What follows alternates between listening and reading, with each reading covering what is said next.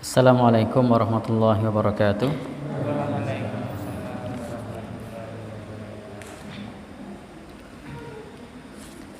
Innal hamdalillah nahmaduhu wa nasta'inuhu wa nastaghfiruh wa na'udzu billahi min syururi anfusina wa min sayyiati a'malina. May yahdihillahu fala mudhillalah wa may yudlilhu fala hadiyalah. Asyhadu an la ilaha illallah wahdahu la syarikalah wa asyhadu anna Muhammadan abduhu wa rasuluh. Allahumma salli wa sallim ala rasulika wa habibika Muhammad bin Abdillah wa ala alihi wa sahbihi wa man ittaba'a huda wa jahada fi sabilihi ila yaumiddin, amma ba'du. Bapak, Ibu, ikhwan, akhwat yang berbahagia, pertama-tama kita panjatkan puji dan syukur kehadiran Allah Subhanahu wa taala yang masih melimpahkan kepada kita rahmatnya, hidayah dan inayahnya. Setelah kita bersyukur, salawat dan salam semoga tercurah pada Nabi kita Nabi Muhammad sallallahu alaihi wasallam sebagai uswah hasanah kita yang telah menuntun umat manusia dari kegelapan jahiliyah menuju kepada Islam. Yang ketiga, di kesempatan ini kita masih belajar bab yang terkait dengan gharar, karena perkara gharar ini sesuatu yang kadang kita tanpa menyadari terjatuh dalam gharar. Kemarin pengertian gharar sudah kita sampaikan bahwa gharar itu adalah sesuatu yang tidak jelas, dan dalam prinsip jual beli kaidah dasarnya sudah kita bahas di tempo yang lalu. Al aslu madama laisa fihi dzulmun wala ghararun wala riba. Hukum asal di dalam transaksi selama tidak ada kezaliman, selama tidak ada gharar, selama tidak ada riba, fal aslus sihah, maka hukumnya itu adalah sah. Jadi prinsipnya tidak boleh ada zalim. Kalau ada yang terzalimi berarti tidak sah. Harus antaratim minkum, saling ridho di antara kalian. Jadi Al-Qur'an mengatakan antaratim minkum, saling ridho di antara kalian. Tidak boleh ada yang menzalimi atau terzalimi. Kemudian yang kedua, tidak boleh ada gharar. Ini yang pembahasan kita saat ini. Jadi dalam akad tersebut harus jelas. Yang ketiga, tidak boleh ada riba. Riba ini nanti ada banyak macamnya, tetapi yang populer di tempat kita adalah ketika uang melahirkan uang. Nanti secara khusus akan ada pembahasan tersendiri terkait mengenai masalah riba. Baik, gharar dalam akad. Sebagai contoh yang populer, ini sudah sering kita sampaikan, Rasul sallallahu alaihi wasallam bersabda, naha Rasulullah sallallahu alaihi wasallam an bai'ataini fi bai'ah. Rasul sallallahu alaihi wasallam melarang dua jual beli dalam satu jual beli, melarang dua akad dalam satu transaksi. Ini sudah sering kita sampaikan ilustrasi ini. Dua akad jual beli dalam satu transaksi, contohnya adalah A pemilik motor dengan merek X misalnya, dia mengatakan kepada B, saya jual motor ini kepada Anda, kalau tunai seharga 10 juta, kalau kredit selama 2 tahun seharga 12 juta. Lalu B tanpa menentukan akad yang diinginkan, apakah tunai atau kredit, lalu mengambil motor, mengatakan saya beli motor Anda, tanpa bilang itu cash atau kredit. Sehingga ini yang punya motor juga harap-harap cemas. Ini mau dibeli cash atau kredit. Apalagi teman dekat, motornya ada di bawah pula, jelas ada ghorornya. Dia berpikir cash, ternyata kredit. Dia berpikir kredit, ternyata cash. Nah, sehingga di sini ada ghoror. Demikian pula dalam praktek leasing, itu juga terdapat ghoror karena ada dua akad, akad sewa dan beli. Kalau belum lunas dianggap sewa, kalau sudah lunas dianggap beli. Sehingga jangan kaget kalau kita menjumpai praktek yang semacam ini, kemudian setelah tidak ngangsur berapa kali? 3 kali, maka kemudian barangnya baik motor, mobil atau barang elektronik kemudian ditarik karena bagi dia akadnya masih dianggap sewa. Sementara kalau sudah lunas tidak ditarik karena akadnya dianggap beli. Ini ada ghoror. Ghorornya di mana? Tidak jelas itu sewa atau beli. Nah, maka kalau akadnya sewa ya pilih sewa. Kalau akadnya beli ya pilih beli. Bukan akad sewa beli. Dua akad dalam satu transaksi. Ini mengandung ghoror dan ini dilarang di dalam agama kita, sebagaimana dalam hadis yang populer dari Abu Hurairah, semoga Allah Subhanahu wa taala meridhoinya, naha Rasulullah sallallahu alaihi wasallam an bai'ataini fi bai'ah. Jadi adanya dua akad dalam satu transaksi. Maka dibuat jelas saja, kalau mau nyewa ya sewa, kalau mau beli ya beli. Karena mengandung ketidakjelasan. Bahkan yang punya pun juga belum tahu ini statusnya nanti sewa atau beli. Ternyata di tengah jalan tidak bisa ngangsur lagi. Nah, jatuhnya apa? Sewa. Kalau ternyata bisa sampai lunas, jatuhnya beli. Si pembeli pun tidak bisa memastikan itu nanti akhirnya sewa atau beli. Si penjual juga tidak bisa. Harap-harap cemas dia. Ternyata tidak ngangsur, ditarik, berarti hitungannya sewa.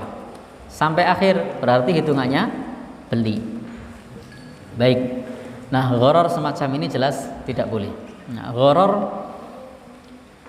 dengan objek akad bisa berupa barang dan juga harga. Maka ketidakjelasan pada barang dan harga itu bisa disebabkan oleh beberapa hal. Jadi ghoror oleh barang dan juga harga bisa disebabkan oleh beberapa hal yang bisa masuk dalam ghoror, atau ini namanya ghoror dalam objek akad atau tidak jelas dalam objek akadnya. Yang pertama adalah fisik barang tidak jelas. Jadi kita tidak boleh menjual barang yang fisik barangnya tidak jelas. Jadi kalau kita jual barang harus fisik barangnya jelas. Orang punya kambing banyak, lalu mengatakan saya jual kambing saya kepadamu seharga sekian, padahal belum tahu kambingnya seperti apa. Pikirnya yang beli, wah ini kambingnya yang gede itu. Begitu sudah disuruh ngambil ternyata kambingnya kecil, kacangan pula. Nah, ini ada ketidakjelasan. Harus jelas fisik barangnya apa, seperti apa, sifatnya bagaimana, ukurannya seperti apa. Nah, ini harus jelas. Sebagai contoh lagi, misalnya penjual berkata, aku jual kepadamu barang yang ada di dalam kotak ini seharga 200.000. Jadi ada kotak, ini kotak-kotak ini saya jual, isinya di dalam barang yang berharga. Silahkan Anda beli, ini harganya 100.000. Padahal isinya A, B, C beda-beda. Dan tidak tahu isinya apa. Nah, maka pembeli tidak tahu fisik barang yang berada di dalam kotak. Jadi pembeli tidak tahu fisik barang yang berada di dalam kotak. Maka ini namanya ghoror. Baik kotaknya itu 1, 2 atau 3, itu tetap ghoror. Meskipun kotaknya cuma 1. Wes seno jero kotak iki tukunan rega 200.000. Tapi tidak tahu apa isinya. Meskipun tidak ada pilihan kotak lain, ini juga ghoror. Ini juga ketidakjelasan. Dan Islam melarang yang seperti ini. Kalau mau jual beli, barangnya harus jelas. Barangnya benar-benar ada.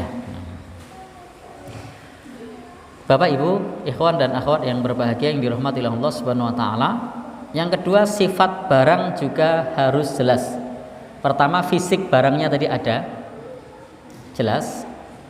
Yang kedua, sifat barangnya juga harus jelas.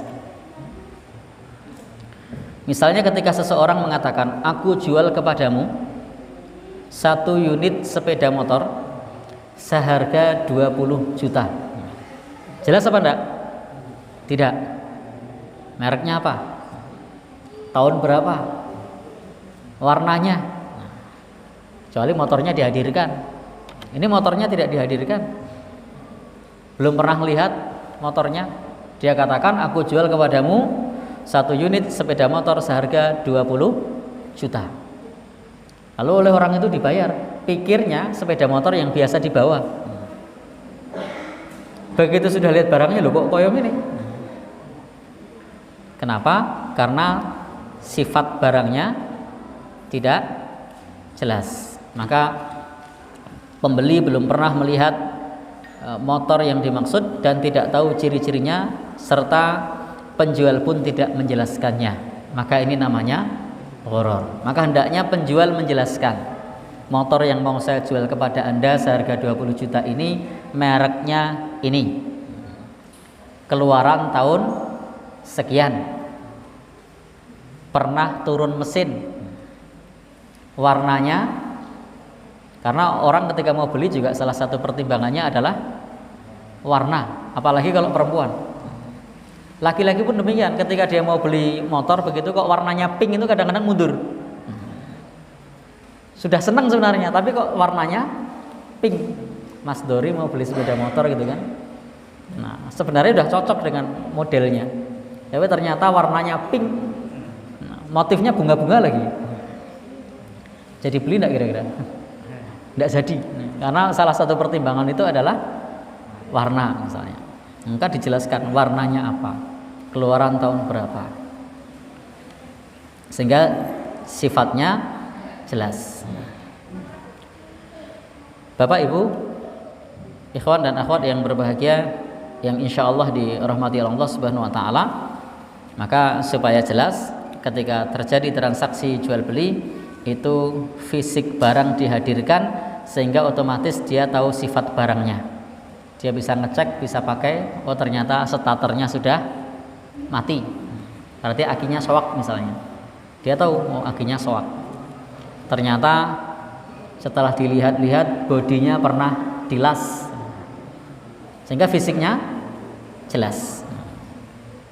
Baik, yang ketiga, ukuran barang juga harus jelas. Jadi ukuran barang juga harus jelas. Tidak hanya sekedar mengatakan saya jual kepadamu sebidang tanah seharga sekian, atau saya jual kepadamu 1 unit rumah seharga sekian, sementara tipenya, ukurannya tidak jelas. Jadi ukurannya harus jelas. Seluas 100 meter persegi misalnya, atau tipe 36 atau tipe 45 dan seterusnya. Kamarnya sekian. Nah, sehingga ukuran barangnya menjadi jelas. Sehingga tidak boleh ketika kita menjual barang sementara ukuran barangnya tidak jelas. Kadang-kadang juga ini tidak bisa digunakan karena ukurannya berbeda. Di rumah sudah punya lemari yang untuk televisi, apa namanya? Lemari untuk televisi itu. Nah, saya tidak tahu namanya. Yang ukurannya 21 in. Ternyata dia beli 20 sekian in, bukan 21. Bisa masuk enggak TV-nya? Tidak bisa, tidak bisa dipakai. Sehingga ukurannya harus jelas. Beli keran misalnya, nah, ukurannya tidak jelas, tidak bisa dipasang. Maka Bapak Ibu yang berbahagia yang dirahmati Allah, sehingga di sini ketika dia menjual sesuatu atau menawarkan barang, maka ketika dia menawarkan tanah, menawarkan rumah, harus menjelaskan ukurannya berapa. Kemudian yang berikutnya, selain fisiknya jelas, sifatnya jelas, ukurannya jelas, maka barang juga harus milik penjual. Jadi barang yang dijual harus milik penjual. Atau kalau tidak milik penjual, dia orang yang diizinkan untuk menjual. Jadi barang itu milik penjual atau dia diizinkan untuk menjual. Jadi tidak boleh menjual barang yang bukan miliknya. Ada seorang calo tanah misalnya membuat transaksi jual beli dengan pihak ketiga tanpa mendapatkan izin dari pemilik tanah sebelumnya, tanpa konsultasi terlebih dulu sama yang punya tanah, maka ini tidak boleh. Kenapa? Karena dia statusnya bukan pemilik barang, harus pemilik barang atau orang yang diizinkan untuk menjual. Sebagaimana disebutkan oleh Hakim Ibn Hizam, semoga Allah meridhoinya, dia berkata, "Ya Rasulullah, wahai Rasulullah."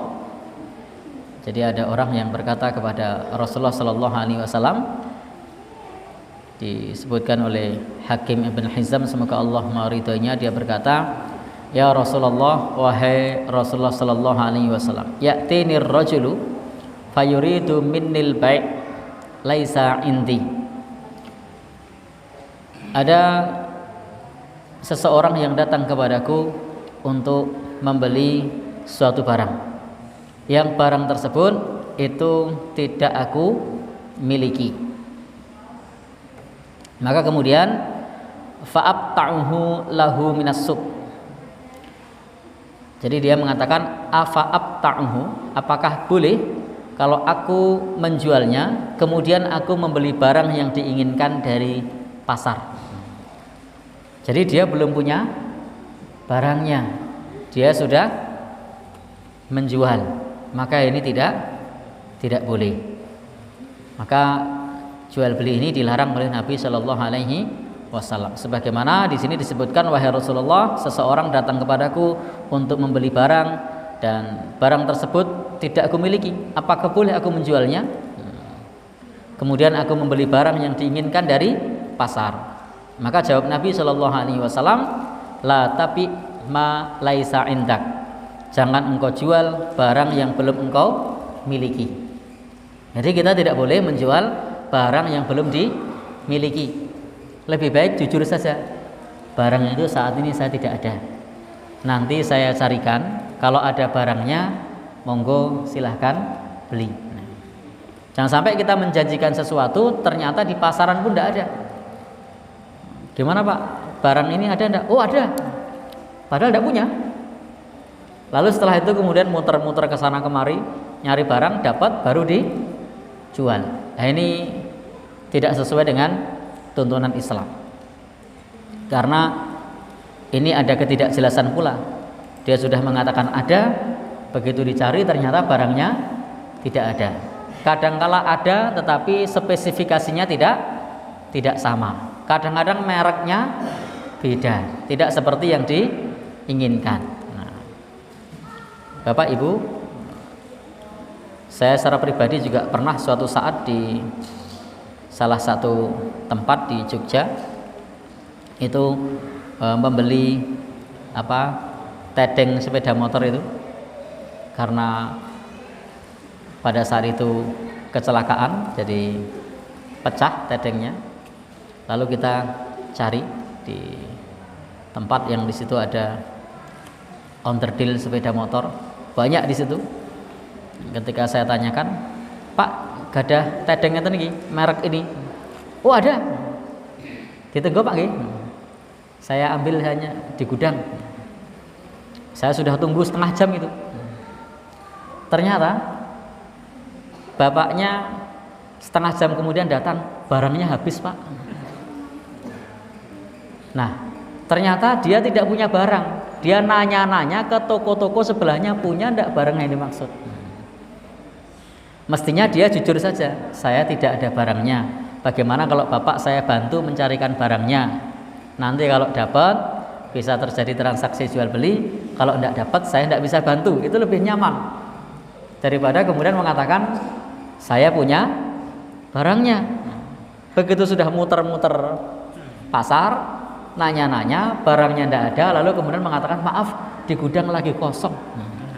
Padahal tidak di gudang, tapi nanya-nanya sama temennya, padahal dia tidak punya barangnya. Nah, maka Rasul menyebutkan la tabi ma laisa indak, jangan jual sesuatu yang bukan milikmu. Bilang saja, Bapak, saya tidak punya barangnya, tapi saya sanggup membantu untuk mencarikan. Nanti saya bantu, saya carikan. Nanti kalau ada barangnya terjadi transaksi jual beli. Coba saya carikan ke tempat teman-teman saya misalnya. Kalau ada, kalau tidak ada, ya nanti monggo jenengan cari sendiri. Silahkan ditunggu 15 menit misalnya. Sehingga tidak menjanjikan jual beli. Sifatnya hanya membantu untuk mencarikan. Jadi bukan kemudian mengatakan saya punya barangnya padahal barangnya tidak ada. Nah, Bapak Ibu, ikhwan dan akhwat yang berbahagia yang dirahmati oleh Allah Subhanahu wa taala, ini sehingga terjadi gharar. Termasuk dalam jual beli online itu juga sering seperti itu. Dia menjual tidak bermodalkan barang tapi hanya punya modal katalog. Jadi dia jual, barangnya tidak punya. Yang dia punya cuma katalog. Meng foto nih. Iklannya meyakinkan, ready. Sudah tersedia foto nih. Ada gamis panjang, ada kaos anak, ada celana panjang, macam-macam. Didatangi ke rumahnya ternyata satu pun koleksinya tidak ada.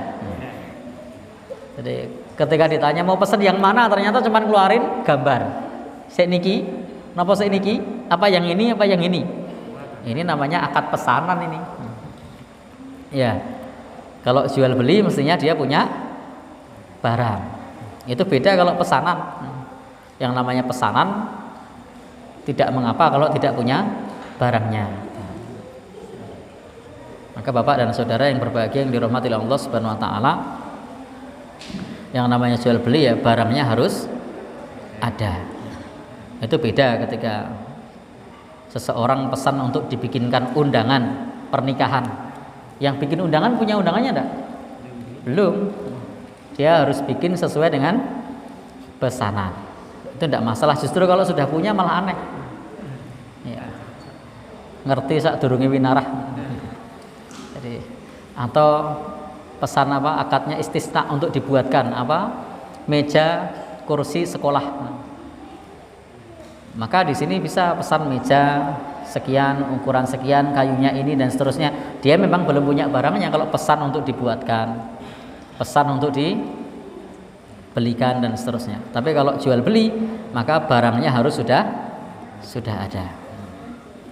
Maka hati-hati kalau kita mau jual online sementara kita tidak punya barangnya.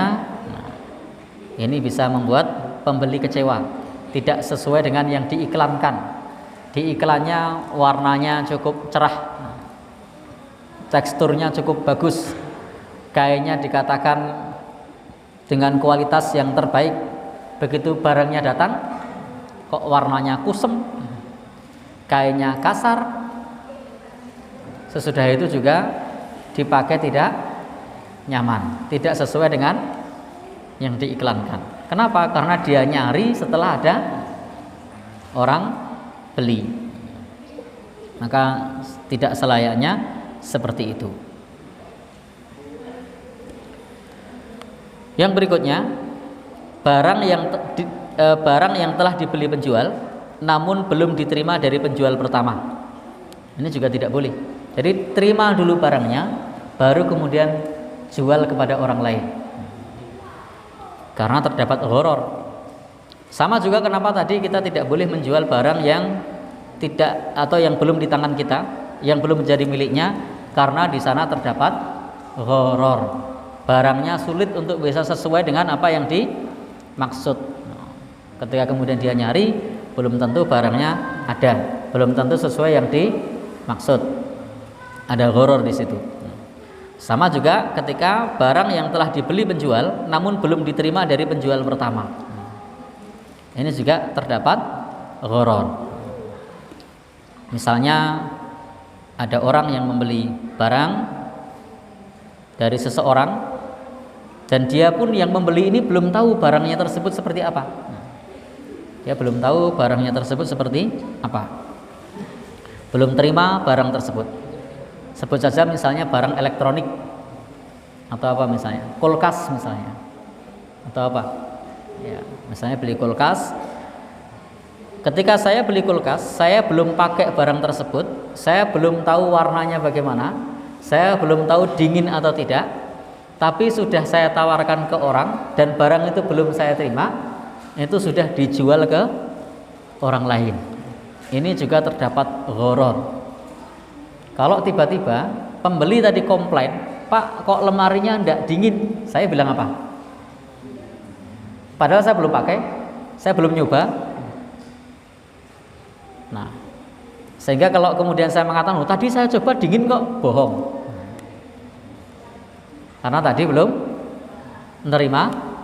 Maka pastikan kalau kita mau menjual barang dari orang lain, jadi kita beli barang lalu mau dijual lagi, maka barang tersebut sampai ke tangan kita terlebih dahulu, pastikan diperiksa terlebih dahulu, baru kemudian dijual lagi. Jangan sampai kita sudah membeli barang, barangnya belum diterima, sudah dijual kepada orang lain. Ini mengandung gharar. Ketika kemudian dikomplain, ini bisa menjadikan seseorang tersebut kemudian untuk menjaga reputasinya justru malah berbohong. Na'udzubillahi min dzalik. Jual beli ini dilarang oleh Nabi Shallallahu Alaihi Wasallam. Masih riwayat dari Hakim ibn Hizam. Semoga Allah Subhanahu Wa Taala meridhoinya. Ia berkata, Ya Rasulullah, inni ashtari buyu'an. Wahai Rasulullah, saya melakukan jual beli. Fama yahillu li minha wa ma yahrumu alayya. Jadi apakah yang beliau lakukan, jual beli, halal dan haram? Qala, maka Rasulullah sallallahu alaihi wasallam mengatakan, ketika Hakim ibn Hizam berkata kepada Rasulullah, wahai Rasulullah, saya sering melakukan jual beli, apa jual beli yang halal dan yang haram. Maka Nabi bersabda, ya bana akhi, wahai anak saudaraku, idza ishtaraita minha bai'an, kalau engkau membeli, jadi bila engkau membeli sebuah barang, fala tabi'hu, janganlah engkau menjualnya hatta takbidahu, sampai engkau menguasai barang tersebut. Jadi Nabi mengatakan idza ishtaraita minha bai'an, jika engkau membeli barang jualan untuk dijual, fala tabi'hu, janganlah engkau menjualnya hatta takbidahu, sampai barang itu dalam genggaman. Jadi sampai barang itu dikuasai. Nah, Bapak Ibu yang berbahagia, yang dirahmati oleh Allah Subhanahu wa taala, ini juga kritik bagi lembaga keuangan syariah ketika melakukan praktek murabahah atau transaksi jual beli seperti di lembaga keuangan syariah, misalnya ada koperasi syariah atau BMT atau yang lain, maka hendaknya transaksi murabahah, transaksi jual beli itu dilakukan setelah barang dibeli, setelah barangnya ada. Bukan menandatangani transaksi jual beli tapi barangnya belum ada. Jadi kalau misalnya kita pesan barang ke BMT atau ke koperasi syariah, maka pada saat itu pastikan menandatanganinya barangnya sudah ada. Bukan barangnya belum ada tapi sudah ditandatangani.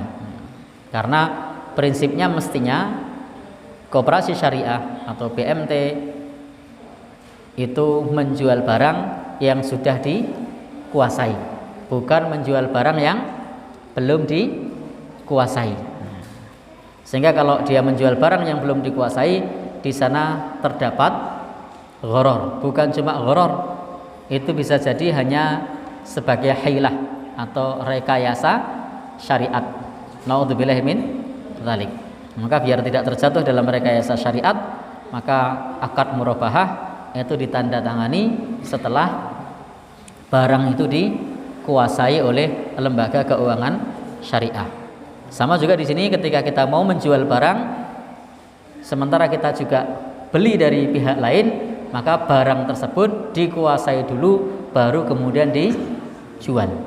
Dikuasai dulu, baru kemudian dijual. Baik. Kemudian yang berikutnya, barang tidak dapat diserah terimakan. Ini juga gharar. Jadi pastikan barang tersebut yang dijadikan sebagai transaksi jual beli itu barang yang bisa dilakukan transaksi dan bisa diserahkan.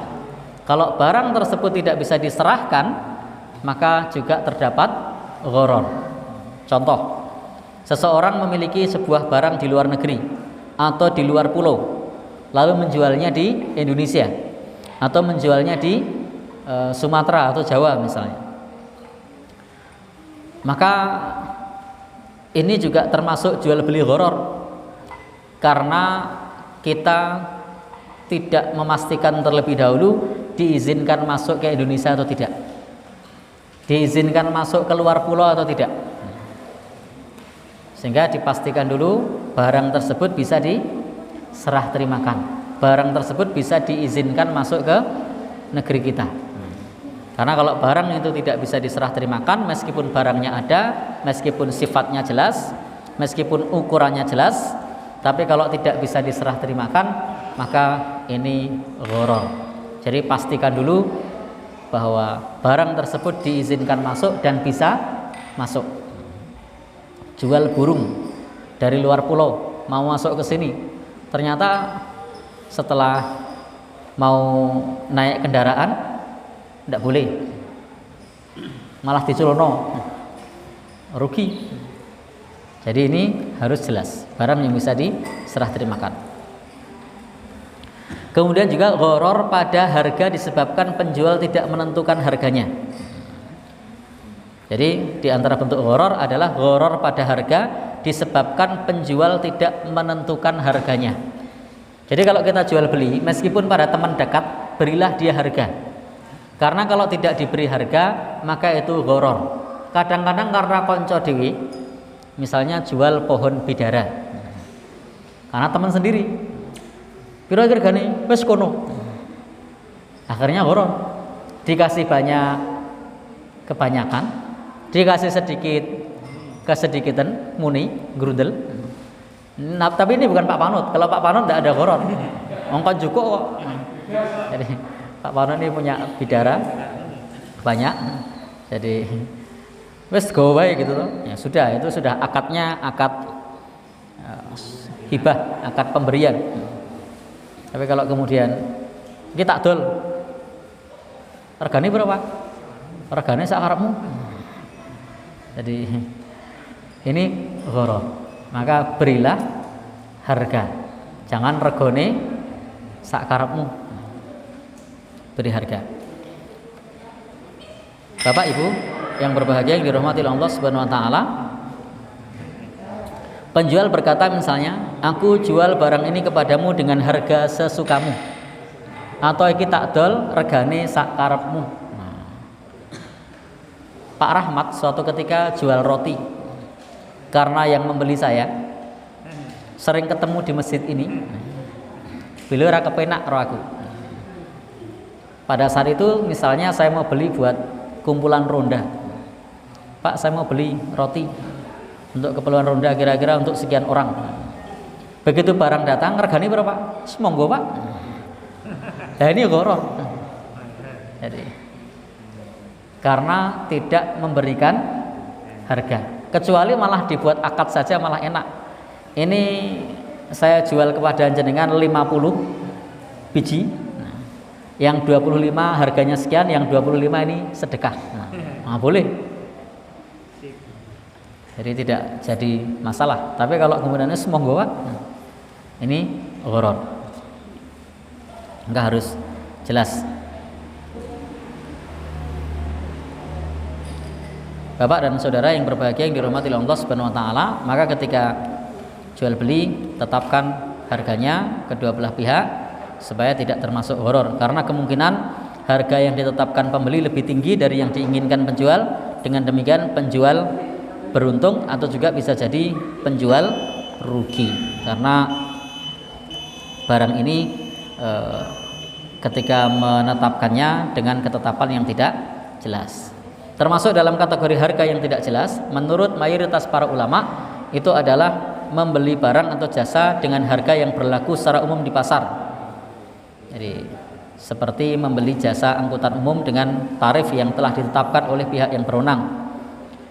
Maka Bapak dan saudara yang berbahagia yang dirahmati oleh Allah Subhanahu wa taala, atau membeli barang dengan harga pasar seperti makan di sebuah restoran tanpa mengetahui harga makanan tersebut dan diketahui pada saat membayar di kasir, karena akad ini dianggap mengandung unsur gharar. Maka memang Bapak dan saudara yang berbahagia yang dirahmati oleh Allah Subhanahu wa taala, kalau kita mau jual beli idealnya harganya sudah jelas terlebih dahulu. Maka suatu ketika Imam Ahmad ditanya tentang akad jual beli yang semacam ini, beliau mengatakan, aku beli barang ini seharga yang kau jual kepada orang lain. Nah, maka ia berkata, jual beli ini tidak boleh. Ini jual beli ini tidak boleh karena tidak dijelaskan harganya. Lebih kalau mau menetapkan harganya tidak mengatakan begitu, tapi ngarani 10.000, 15.000, 3.000 jelas. Tapi kalau regane piro padha liyane lah piro ya, ini gharar. Jadi ini gharar. Maka ketika kita misalnya mau bayar di angkutan umum misalnya, lebih baik tanya berapa, 10.000, bayar 10.000. Tidak langsung kemudian wes naik semene, padahal belum tentu harganya segitu. Jadi supaya jelas hitungannya berapa. Meskipun nanti kalau kemudian dia rela, ya ada amtarotin di sana, wes rapopo konco dewi, regane murah. Namun memang terkait mengenai masalah gharar ini nanti ada penjelasan bahwa hukum asal muamalat adalah mubah. Adapun gharar yang terjadi dalam akad ini bukanlah gharar yang merusak akad. Karena pada saat melangsungkan akad, penjual dan pembeli telah mengetahui harga pasar barang tersebut. Jadi untuk yang jenis ini, jenis model ini tidak merusak akad. Baik, kita cukupkan sekian, sudah masuk waktu azan Isya. Ada pertanyaan? 1, 2, 3. Oh ada. Ya monggo.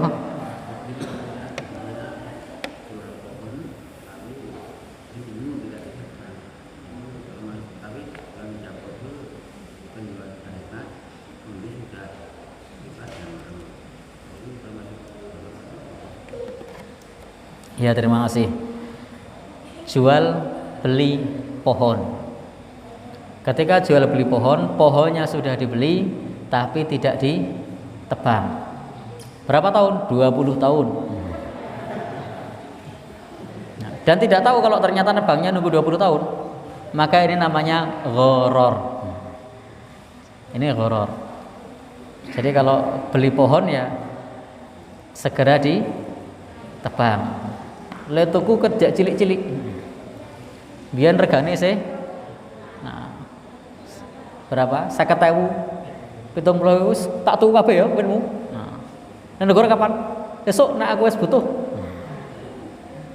Pohonnya masih dibiarkan di situ. Kapan negara? Sok nek aku wis butuh. Nah, maka ini namanya gharar. Ternyata butuhnya nunggu 15 tahun, 20 tahun. Memang ada yang begini? Ada. Nah, ini gharar. Karena juga si pemilik tanah ini ingin pakai tanahnya. Si pemilik tanah ini akan pakai tanahnya, dia jadi tidak bisa nanemin lagi. Sudah gharar, zalim pula. Kenapa zalim? Harusnya dia bisa nanam pohon yang lain, dia tidak bisa nanam pohon yang lain. Maka kalau sudah terjadi transaksi jual beli, ya segera ditebang. Atau kalau misalnya nunggu berapa hari, bilang saya beli, saya bayar, nanti saya tebang 3 hari lagi. Ya sudah 3 hari ditebang. Waktunya jelas. Tidak kemudian nitip di situ sampai bertahun-tahun, sampai yang punya rumah saja tidak berani nebang rantingnya. Kenapa? Dudu nungguan kue. Padahal nang ngarep omah. Di depan rumah dia mengatakan, wah saya tidak berani motong karena ini sudah bukan milik kita. Bertahun-tahun. Atau misalnya jual beli pohon mangga, wis mawah terus tiap saat. Maka kalau seperti itu harus ada hitungannya. Sehingga tidak terdapat gharar. Kalau seperti itu tidak jelas kapan nebang pohon itu, maka ini gharar. Maka sebaiknya kalau misalnya tadi pohon mangga atau pohon kelapa, dibuat saja akad bagi hasil. Sudah dibeli lalu bagi hasil. Bapak dan saudara yang berbahagia yang dirahmati Allah Subhanahu wa taala, atau kalau tidak bagi hasil dibuat akad sewa. Jadi nyewa di situ, sudah dibeli. Nah, kalau ini sudah saya beli, sudah jadi milik saya, berhubung saya belum mau pakai, ini saya pakai tanahnya jenengan, ini saya sewa selama 20 tahun. Nah, sudah. Bapak dan saudara yang berbahagia yang dirahmati Allah Subhanahu wa taala. Tapi kalau misalnya sudah dibeli, ya segera ditebang. Kalau tidak ditebang, ya nanti ada hitungannya. Kalau 20 tahun, kira-kira 20 tahun itu butuh berapa gitu? Jelas 20 tahun, 5 tahun, 10 tahun. Atau kalau ada buahnya tadi juga dibuat perhitungan jelas. Seperti tadi dibuat bagi hasil dan seterusnya. Allah alam bishawab. Mudah-mudahan yang sedikit ini bermanfaat. Insyaallah kita lanjutkan secara berlanjut di bab ini di kesempatan yang lain. Billahi taufiq wal hidayah. Subhanakallahumma bihamdika asyhadu an la ilaha illa anta astaghfiruka wa atubu ilaik. Assalamualaikum warahmatullahi wabarakatuh.